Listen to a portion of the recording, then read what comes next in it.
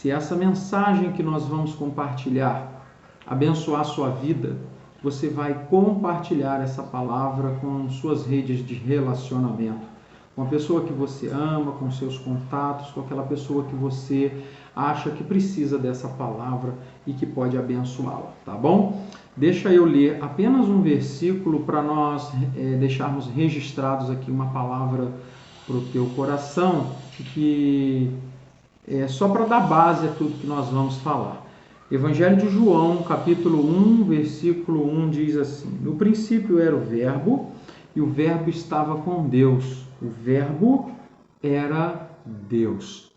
Olha, João escreveu no Evangelho de João, obviamente, e vamos partir desse pressuposto, né, que João escreveu esse Evangelho, porque você vai, em qualquer estudo que você fizer sobre esse Evangelho, você vai observar ali qualquer biblicista ou erudito, estudioso da Bíblia, falando que João escreveu esse Evangelho. Então eu comecei também a pensar por essa ótica e fui buscar no próprio Evangelho de João algumas provas que me confirmasse que realmente João está aqui escrevendo essa que para mim é uma verdade. Por quê? Eu comecei pensando que João escreveu a crença dos crentes. Você já parou para pensar nisso?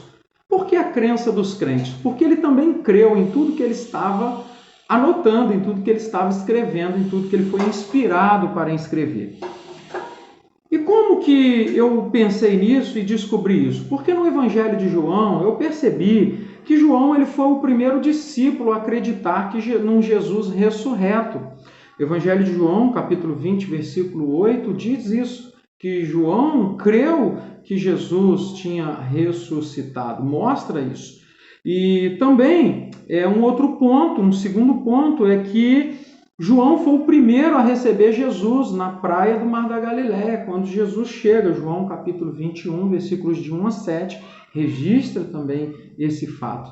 Então eu começo a perceber que João tinha um propósito. O propósito de João está declarado no final desse evangelho. João diz que ele não está, não é, no evangelho todos os milagres de Jesus, porque não tinha nem livro para comportar isso tudo, né?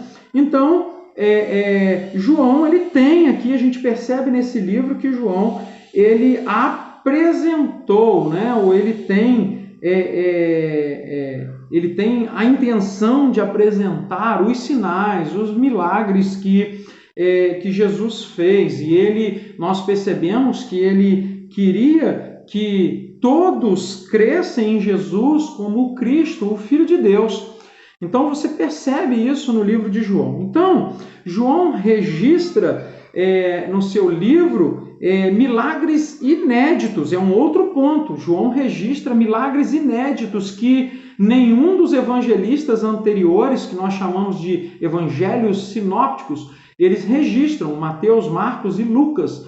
Os três evangelhos anteriores não registram milagres que João registra. E olha só, eu vou citar aqui alguns milagres que só João registra, que está listado no Evangelho de João.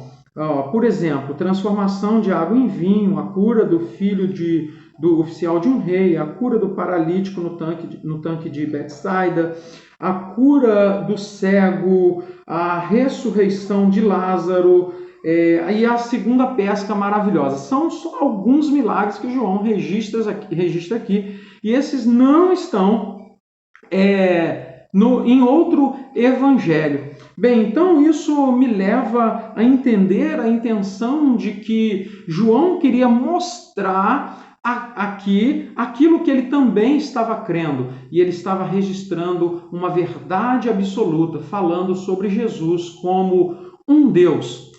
Então ele fala no versículo 1, no princípio era o Verbo. Então Jesus, ele começa dizendo que no princípio, ele começa já expressando que existia um começo e que nesse começo Jesus estava. E ele continua dizendo que Jesus, nesse começo, ele era o Verbo.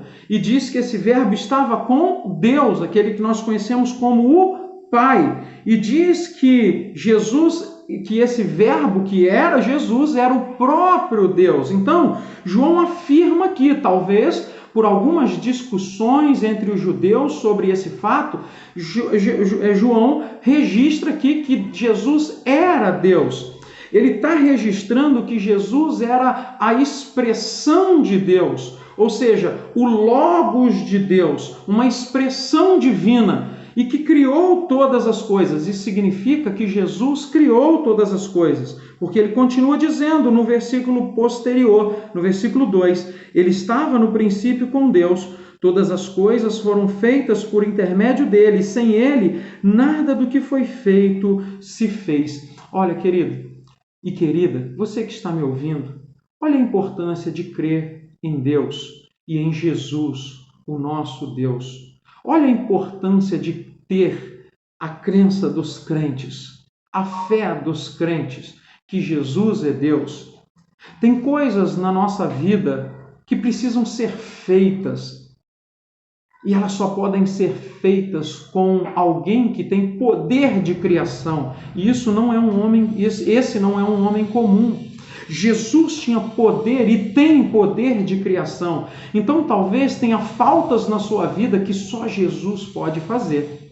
Tenha coisas faltando na sua vida que só intimidade e fé nesse Deus pode mudar a sua história. Talvez você esteja vivendo um momento de caos e Jesus é o Deus que é perito e o especialista em pegar o caos e fazer no caos algo maravilhoso. No caos, onde não existia nada, Jesus fez o universo e ele fez a nossa vida. E ele fez o homem também, depois de criar todas as coisas do caos. E depois que ele faz o homem, ele coloca esse homem sob a bênção. Você está sob a bênção.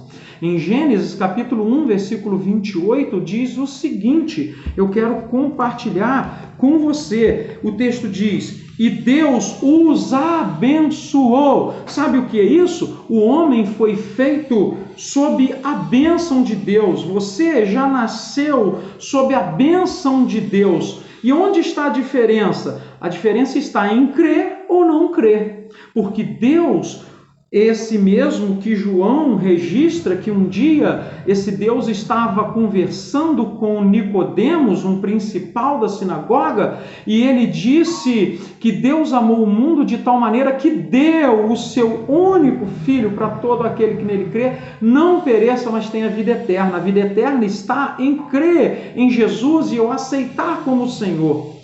Então, talvez tenha pessoas que estão me ouvindo agora que estão vivendo caos, porque falta a salvação, mas agora a palavra da salvação chegou até você. Talvez o que falta é a alegria dessa salvação, mas essa palavra agora chegou até você. E só quem pode fazer todas as coisas é Deus. O texto no versículo 2 diz, todas as coisas foram feitas por intermédio dele. Sem ele, nada do que foi feito se fez. Até a sua fé quem faz é Jesus. A Bíblia diz que ele é o autor e consumador da fé. A Bíblia diz, pede fé e ele vai te dar. Então peça isso. Agora, quero finalizar, concluir esse momento, mostrando algo muito poderoso para você. Você quer ser empoderado para passar dificuldades, vencer guerras, ou passar por essas situações de dificuldade em paz, ou pelo menos mais empoderado, resistindo firme, eu tenho uma receita para você. Olha só o que diz o versículo 10. O Verbo estava no mundo, o mundo foi feito por intermédio dele, mas o mundo não o conheceu. Veio para o que era seu e os seus não receberam, mas todos quantos receberam, deu-lhes o poder de serem feitos filhos de Deus, a saber, aos que creem no seu nome. Os versículos que eu li aqui é do versículo 10 ao versículo 12. Olha, o que está faltando para as coisas mudarem na sua vida? É conhecer esse Jesus que está disponível para o mundo. O Verbo estava no mundo, o mundo foi feito por ele.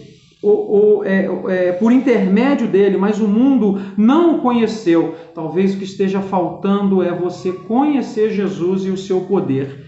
Mas sabe como isso pode acontecer, conhecer o poder de Deus? Só pode conhecer o poder de Deus aquele que recebe o poder de Deus. E como isso vai acontecer? Olha, mas todos quantos receberam, deu-lhes o poder de serem feitos filhos de Deus. Quer ter poder, quer ser empoderado para todas as coisas, para dizer, posso todas as coisas naquele que me fortalece? Receba o poder de filho. Ele veio para você. Se você não receber, olha, alguém vai receber e vai sair na sua frente. E quando você chegar lá na frente, você vai dizer, por que eu não ouvi mais cedo? Mas ainda há tempo, porque talvez hoje você esteja percebendo isso. Você precisa ser empoderado. Que Deus te abençoe. Em nome de Jesus. Recebe poder de Deus e que Deus lhe abençoe poderosamente.